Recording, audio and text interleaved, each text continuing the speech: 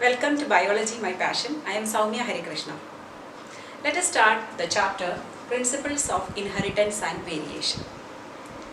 We know in reproduction, when we define reproduction, we say the process by which organisms produce young ones of their own kind. So how can the young ones resemble their parents? So some information is going from parents to the offsprings. So the study of these aspects, including the heredity and variation, is called genetics. So genetics is the branch of biology dealing with the study of heredity and variation. So what is meant by heredity? You know that we inherit certain qualities from our parents, or some features are there. Maybe in our family we say all are having like this, or my eye is like my father, my hair is like my mother, like that we say. So we are inheriting characters from them, right? So that is called a heredity, that we are resembling our parents. But if we are resembling exactly like them, we should be identical to them. It's not like that. We are different from them. So we are similar to them, but we are not identical. We have got some variations from them. The tendency of the offsprings to differ from their parents is called a variation. Though people knew about it thousands of years back, that the inheritance is something, or the resemblance to the parents, everything is related to sexual reproduction, and they used it in breeding experiments successfully. But still, they did not know that this is because of some genetic basis. So first attempt to study it systematically and with experimental proof was done by a priest. His name was Gregor John Mendel. So before we go into his experiments, let us know a little bit in detail about Gregor John Mendel. He was born in Austria in 1822, July 20th. His family was a German-speaking family. Mendel's family possessed a large farm area. They used to do agriculture there. So since childhood, he had a passion towards gardening. At the same time, he was very good at math and science. So once he grew up, he wanted to pursue his studies, but always there were problems related to his health and also financial constraints. So one of his sisters helped him to continue his studies, but that wasn't enough. So finally, he joined the monastery to become a priest, partly for getting financial support to continue his studies. He worked as a teacher, part-time teacher or substitute teacher for some time, but he wanted to get the formal degree of becoming a teacher. But though he appeared for the exam, he did not pass the oral test or viva test. So finally he dropped that idea and he continued as a priest in the monastery, and later he was promoted as an abbot of that church. Now, when he was in that church, there was actually 2 acres of land around his monastery. Having passion towards gardening from childhood, he started doing some experiments there. It was his experimental lab, 2 acres of land. So others also had done hybridization experiments before, but nobody was serious or very systematic about it, or they did not have a scientific approach towards it. But Mendel considered it as an experiment. He started studying different types of garden pea plants. Garden pea scientific name is Pisum sativa. He chose 7 different characters present in pea plant with 2 alternative forms each for his studies. But he was actually following a systematic pattern for every time he was checking for one of the characters. And it was not that 1 or 2 plants he did and he came to the conclusion. He conducted his experiments repeatedly, following the same systematic pattern, trying one character after the other. So totally 14 types of plants he chose, right? 7 characters with 2 alternative forms. And his work continued almost for 7 years. He started it in 1856 and he could finish it in 1863. He was successful in his hybridization experiments in deriving certain laws related to genetics. At the same time, he was unfortunate also. The experiments and the findings from BC till Mendel's time are called pre-Mendelian era. So at that time, people thought that its blending of characters occur. When father has a character, mother has a character, child will be average of that. That was a concept in the pre-Mendelian era. Okay, that was disproved by Mendel's experiments. So Mendel chose Pisum sativum as his experimental material due to some reasons. Actually, these characteristics of Pisum sativum favored the success of his experiments to a greater extent. So what are the characteristics? First, it is easy to grow, easily culturable, because if a plant is very tough and it needs a lot of care, then it will be difficult to conduct almost 7 years with a larger sampling size, almost 28,000 to 30,000 plants. Then short lifespan. If I consider a mango tree or a jackfruit tree for my experiments, how long will it take to get the result of each offspring? Maybe my lifetime will be enough to study only one, hardly 2 generations, right? But here, the short lifespan, within a year, at least 2 generations can be studied, so the study becomes easier. Next, bisexual flowers. What are bisexual flowers? Stamen and pistil are present in the same flower, okay? And usually self-pollinate. You know, in pea plant, cleistogamous flowers are also there. So self-pollination chance is very high. But easy to carry out cross-pollination. If we want, we can cross-pollinate. Because we know in the case of hybridization experiments, we have to cross-hybridize, right? So how do we do cross-pollination? First we emasculate. That means we remove the anther from a bisexual flower. Then we bag it to prevent the unwanted pollen grains falling on it. And when the stigma becomes receptive, we dust the pollen grains from another desirable plant into the stigma and then again rebag it, and later we wait for the seeds. So once the seeds we get, we have to grow the seeds and we have to see whether the traits are appearing in the offsprings. Okay, so these are the reasons for selecting pea plant or Pisum sativum as his experimental material. Now let us see the characters chosen by Mendel for his studies. He selected 14 true breeding varieties of pea plants, means contrasting characters. They were similar except one character. Okay, for example, if round shaped seed in one plant and wrinkled in another plant, but rest of the characters were same in those 2 plants. Okay, so the characters selected by Mendel were seed shape. Seed shape had 2 alternative forms in pea plants. One is a round shape, means it is completely swollen, like a mutter or a pea, green peas we can see, or wrinkled. You know, some seeds are wrinkled. Whereas seed color, yellow and green. Some seeds are yellow, some seeds are green. So here dominant trait is round, or the which is more prominent or expressing, that will be round, the other one will be wrinkled. Here yellow and green. When it comes to flower color means violet is the dominant trait which will express, whereas white is the recessive trait which will get suppressed in the presence of violet. Pod shape. Pod means what? In pea plant we know that the fruit is like this. This is called a pod of the bean. We know different types of beans are there. Suppose this is our beans that we usually buy. It is swollen. So from outside we don't know the presence of seeds inside. When we split open, we will see the seeds. Whereas in these types, there are certain beans which are flat beans. From the surface, it will show the impression of the seeds inside. Okay, so that is full means it is fluffy. We cannot see the seeds impressions from outside. Whereas constricted means like this. Then pod color. Pod color means green or a yellow. Green means it is the dominant. Yellow is recessive. Flower position axial means from the side, whereas terminal means at the tip. And stem height, tall and dwarf. So this is very important for you to by heart. And here only this part you have to be careful. Here in case of seed color, yellow is dominant, green is recessive. Whereas when it comes to pod color, green is dominant, yellow is recessive. Sometimes in problems they will give the genotype, or they will mention it is dominant or recessive, but sometimes they will just tell the character. So you should know which is dominant, which is recessive trait in pea plants, so that you can do the cross without mistakes. Before we go into the cross or the experiments done by Mendel, we need to familiarize with a few terminologies that we often use in genetics. When Mendel did the experiments, he was not aware of a concept of gene. So he told something is passing from parents to children, that is nothing but factor. He referred to it as factor. But later a scientist called Johansson, he coined the term gene.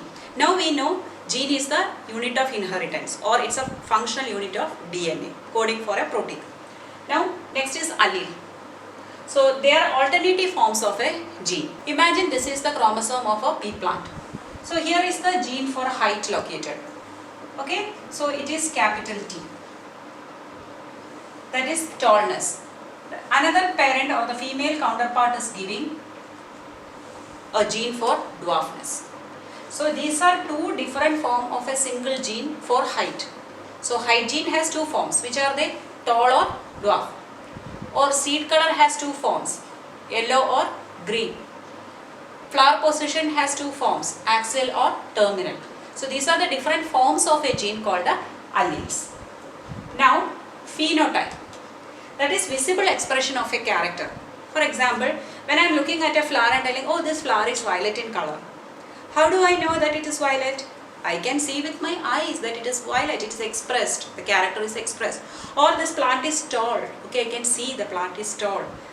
I am telling, okay, your eyes are brown or your eyes are blue. How? Because I can see it, right? So these visible expressions are called a phenotype. But we know these characters are due to certain genes in our body.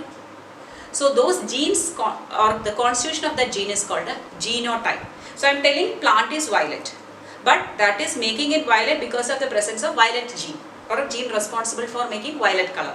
So that is called a genotype. So for usually genotype, we represent it using alphabets of English language, and there is a convention that we follow, that is the dominant traits, first letter we take, capital letter as a dominant and a small letter as recessive.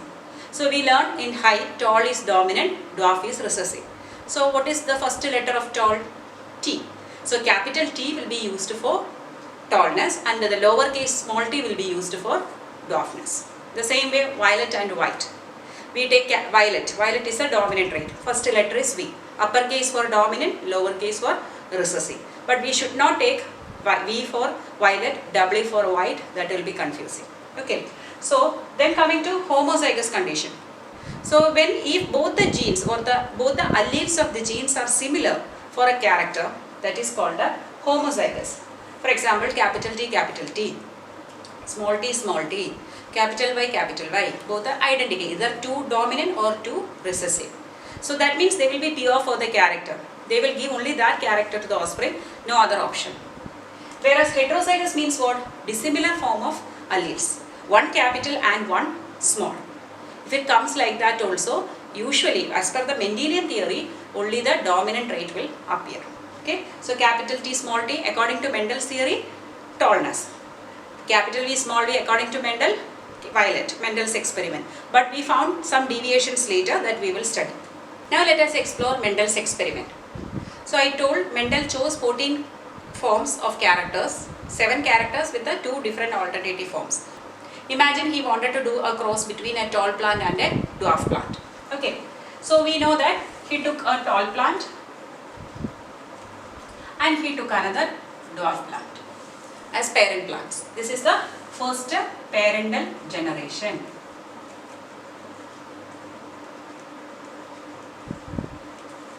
Okay, now what kind of plants were these? They were true breeding or pure lines. Do you know what is the meaning of true breeding or pure line? Nothing but homozygous, means both the alleles are identical. How can we make true breeding plants? By self-pollination. So he, prior to his experiment, this is a pre-experiment preparation, right? Okay, so there he continuously self-pollinated these plants with the tallness or plant with the dwarfness. For several generations he continuously self-pollinated and ensured that they were homozygous for their character or they were true breeding. Okay, so the first generation he did cross-pollination. So after continuous self-pollination he chose the 2 plants as the parental plants. Okay, then what he did? He did the cross-pollination. How can he do cross-pollination? As we mentioned, emasculation, bagging, dusting, then again rebagging, all this. And he waited for the seeds to produce. Once he got the seeds of this generation, he grew them. So what did he get? The second generation. Okay, this is called a F1 generation. F1 generation, or it is called a first filial generation. That means the generation of the offsprings. Okay, so these are the first offsprings formed after this cross. So I told you, according to pre-Mendelian concepts, we are expecting a blending of the character. So if a tall plant is crossed with a dwarf plant, we are expecting a medium-sized plant. But to his surprise, he found all plants were tall, like one of the parents. Then where did the character of this go? It had to be an intermediate, right? But instead of that, he is getting only tall plants. So showing the character of only one of the parents. So he was inquisitive. He did not know how this happened. Where did this gene go? Okay. So he thought, okay, to find out that, he self-pollinated. So this generation, he self-pollinated. This is cross-pollinated. Self-pollination means what? The pollens of the flower falls on the stigma of the same flower. So genetically the parents are identical. So here when he did, he got some offsprings which showed a pattern of both the characters. So there were tall plants like one of the parents or the immediate parental generation. This one, second parental generation we can call it, or F1 generation. This is the F2 generation, second filial generation. So here many of them resembled one of the parents, tall, but the character which disappeared in the first generation reappeared here. So that means what? The reason of the factor for that was hidden there, but it did not get expressed. So he understood, when two characters are coming together, in the first generation only one will get expressed, or the expressed one will suppress the other one. So the one which is expressed is called a dominant, and the one which is suppressed is called a recessive. So here which is dominant? Tall is dominant, whereas dwarf is recessive. But don't think, children, that he got only 4 seeds. He grew 4 seeds and he got 3 tall and 1. No, it's not like that. He got maybe 100 seeds. So in that, majority of maybe almost 70 to 75 were, or 80 were tall. Rest a few, maybe 20-25 were dwarf. So that was the observation. Did he stop with this? No. He repeated it several times, again and again he was getting the same result. Then he tried with the next character, maybe with the flower color, then seed color, seed shade. One by one, very systematically he did. Each time he found a pattern. But how could he observe that pattern? There is a reason for that. I mentioned earlier that he had inclination towards math and science, right? He was a good mathematician too. So instead of simply doing some random experiments, each time when he chose the parent plants, he recorded the details of them in a mathematical form or a statistical form. Okay, how many plants were taken as a tall, how many dwarf plants were taken, how many seeds were collected, out of them after self-pollination, how many were tall, how many were dwarf. So everything he formulated in a statistical form. So he derived a data from that. Or he found that some pattern was repeating every time he was getting the ratio. 3 dominant trait is to 1 recessive trait. Whether it is a flower color or plant height or seed shape or seed color or pod shape or flower position, everywhere he got 3:1 ratio. So he conducted the experiments and he published his results in the year 1866. Experts in plant hybridization.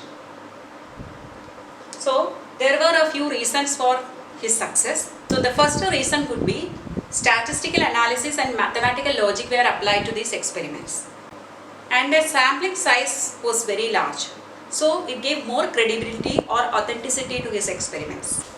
And by repeatedly doing his experiments, successively he confirmed his inferences, so that all these pointed out to certain general rules rather than specifically only to pea plant or only to a particular character. which helped him to set up certain rules governing the transmission of characters from parents to offspring. He could formulate 3 laws based on his experiments. He didn't stop with this. After completing all the characters, he started taking two characters at a time. Maybe plant height and flower color together, or seed shape and seed color together, like the 2 characters together. There also he did the same pattern of experiments. First a cross-pollination, then self-pollination to raise the F2 generation. There also he got a kind of ratio. It was repeating for different characters chosen. So there he formulated 3 laws, that is called Mendel's laws of inheritance. So he published it, but he did not get expected welcome for his results or his studies. There could be many reasons for this. First of all, that time communication was not that easy. He published it in a local scientific magazine in Austria. So only the locals could read it because of the language, and also that time there was no social media like a Facebook, Twitter, Instagram and all. So the poor Mendel could not reach it to many people. Then second, during that time, Charles Darwin had published in 1857, Charles Darwin published his book Origin of Species regarding evolution. So biological world was concentrating more on the study of evolution, which was a new theory for all of them, natural selection. So they could focus on that. So they ignored this significant work done by Mendel. And third was application of mathematical logic in biology. That time biology was separate, math was separate. It was not an integrated subject like these days. So what happened? The biologists of that day could not accept that mathematics is applied in biology. So that was another reason why they rejected it, or rather they did not understand. And he told the inheritance of genes, or he couldn't use the term gene but factors, but he could not give a concrete evidence of what is factor.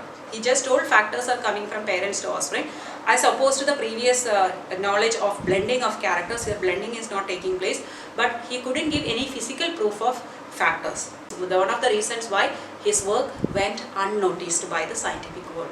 We saw the experiment of Mendel, but every time we cannot draw the plant or show the colors like that in diagrammatic view. So there is a pattern that we follow to represent a cross. Okay, so now let us see that. So when Mendel considered first, I am taking one example again, tall into dwarf. So how many characters are taken here? Only one. What is that? Plant height with the 2 alternative forms, tall into dwarf. Such a cross involving a single character is called a monohybrid cross. Okay, so we are now doing examples of monohybrid cross. So first we write tall into dwarf, that is the parent. Is this phenotype or genotype? This is phenotype, because we can see the height, or we can see whether it is tall or dwarf. So second line, what are we supposed to write? The genotype. And we told in Mendel's cross, parents are homozygous or pure breeding or true breeding. Okay, so tall we can write capital T and capital T. Dwarf, can I take D? No. Whatever we are taking here as the capital, its small letter should come here. So small t, small t. Okay, now this is diploid condition. 2 sets of chromosomes we have, that's why it is written twice. But when gametes are forming, it is forming after meiosis. So it is haploid, so either of this will be there. So whether it is this or this doesn't make any difference, here both are identical. So we will write 1, but when we write the gametes in haploid condition, we put a circle there. The same way this parent will produce a gamete with small t. Now cross hybridization of these 2 parents. What will come in the offspring? We just have to write it together. Capital T, small t. This is F1 generation or first filial generation. What is the phenotype of this? This is tall.